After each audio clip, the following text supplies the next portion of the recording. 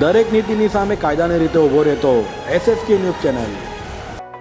સુરત મહાનગરપાલિકાની સામાન્ય સભામાં વિપક્ષ દ્વારા વિરોધ કરાયો હતો। સીલિંગની કામગીરીમાં ભેદભાવ કરાતો હોવાના પણ આક્ષેપો કરાયા હતા। સુરત મહાનગરપાલિકાની સામાન્ય સભા મળી હતી, જેમાં વિપક્ષના સભ્યો દ્વારા વિરોધ કરાયો હતો। કેન્દ્ર સરકાર દ્વારા વર્ષ 2008 અને 2009માં લાગુ કરેલ નગરરાજ બિલ લાગુ કરવાની વિપક્ષ દ્વારા માંગ કરાઈ હતી। સાથે સીલિંગની કામગીરીમાં ભેદભાવ કરાતો હોવાના આક્ષેપો કરાયા હતા। વિપક્ષ અને શાસક પક્ષ આમને સામે આવતા વિપક્ષ નેતાને સસ્પેન્ડ કર્યા હતા, જેને લઈ ભારે હોબાળો મચ્યો હતો। એ જવાબ નહીં આપી શકાતા એમણે ફટાફટ જે સભા હતી આટોપી લીધી, બોલવાની તક પણ આપવામાં ના આવી। અને જે સમયે 0 વર્ષની અંદર જ્યારે હું બોલવા ઊભી થઈ, અમારી રજૂઆત એવી હતી કે જે નગરરાજ બિલ જે લાગુ કરવાનું હતું કે 2008-2009ની અંદર કેન્દ્ર સરકાર દ્વારા નગરરાજ બિલ લાગુ કરવામાં આવ્યું, ત્યારબાદ ગુજરાત સરકાર દ્વારા મહાનગરપાલિકાઓની અંદર જે મહદઅંશે જે લાગુ કરવામાં આવ્યું કે જેમાં વોર્ડ સમિતિઓ બનાવવામાં આવી અને વોર્ડ સમિતિમાં માત્ર ને માત્ર કોર્પોરેટર અને એક સભ્ય જે આપણા ઝોનના અધિકારી હોય આવી રીતના એક સમિતિ બનાવવામાં આવી।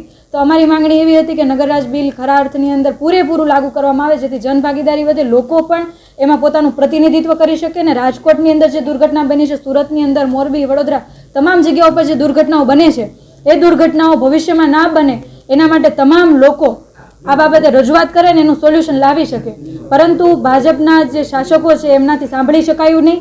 સાથે સાથે રાજકોટની દુર્ઘટના પછી જે પ્રમાણે સુરતની અંદર આડેધડ સીલ મારવાની પ્રક્રિયા ચાલુ કરવામાં આવી, અમે સીલ મારવાના વિરોધમાં નથી, નિયમો ફોલો કરવાની અમે પણ રજૂઆત કરીએ છીએ કે નિયમો સરખી રીતના ફોલો થવા જોઈએ। જે પોલિસી છે તમામ લોકો માટે સરખી હોવી જોઈએ, પરંતુ જે સીલ લાગ્યા છે એ સીલ નાના લોકોના જે ચા વેચતા હતા એમને ત્યાં સીલ લાગી ગયું, કોઈ ગેરેજ ચલાવતું હતું એમને ત્યાં સીલ લાગી ગયું, જે એકદમ સામાન્ય વર્ગ છે જેમની કોઈ લાગવાગ નથી, જેમની કોઈ ભાજપના નેતાઓ સાથેના સંબંધ નથી, એ તમામને ત્યાં સીલ લાગ્યા છે। ટેમ્પરરી સ્ટ્રક્ચરની વાત કરીએ તો અત્યારે નિયમ પ્રમાણે જો જોઈએ તો 150 જેટલા લોકોને પરમિશન આપેલી છે અને બાકીના જે 80,000થી પણ વધારે ટેમ્પરરી સ્ટ્રક્ચર એમનેમ ચાલે છે, રામ ભરોસે ચાલી રહ્યા છે।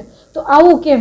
અને જે સીલ મારવામાં આવ્યા એ માત્ર ને માત્ર જે પરમિશન આપેલી હતી 150 ને સીલ મારવામાં આવ્યા। તો જે ગેરકાયદેસર અમારી માંગણી એવી છે કે ભેદભાવની જે નીતિ છે, ભેદભાવની નીતિ ના રાખવામાં આવે, નિયમો પોલિસીઓ તમામ લોકો માટે સરખી છે।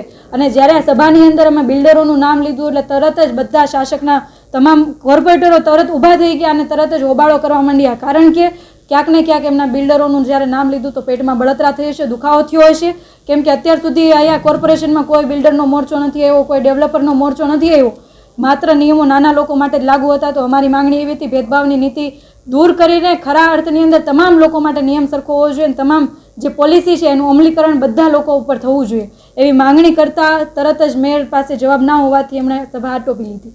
एक पर आक्षेप प्रति आक्षेप सामान्य सेवा की आज आचार संहिता के बाद की जो 3 सामान्य सभा थी वो रखी गई थी और सदन शांतिपूर्ण माहौल में चल रहा था।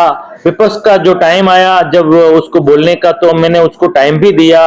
उसके टाइम के बाद भी उसने 5 मिनट ज्यादा लिए, फिर भी हमने उसको मौका दिया, फिर भी वो सदन की गरिमा नहीं बना रही थी। फिर भी मैंने उसको रिक्वेस्ट किया, फिर मुझे उसको सस्पेंड करना पड़ा क्योंकि वो सदन को नहीं चलाना देने वाली थी।